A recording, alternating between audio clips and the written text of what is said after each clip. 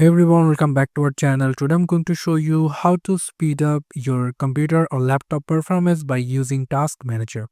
So what you need to do is just simply come over into this blank space and go for Task Manager.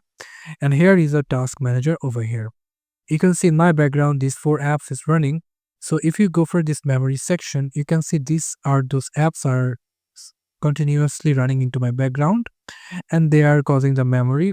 You can see. So what you can do, if you just click this file explorer and going to click on restart, you can see the memory performance is decreased over here.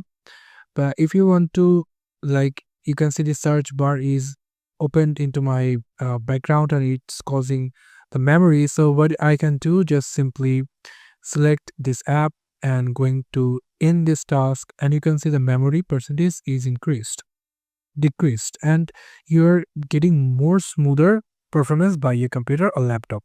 So by this you can choose some of apps, and you can do this by simply click on that app and going to click on end task. By this you can decrease the memory and get a very good performance from your laptop or computer. So this is how you can speed up your computer or laptop by using Task Manager. Thank you so much for watching this video. I hope to see you in other videos. Till then, goodbye.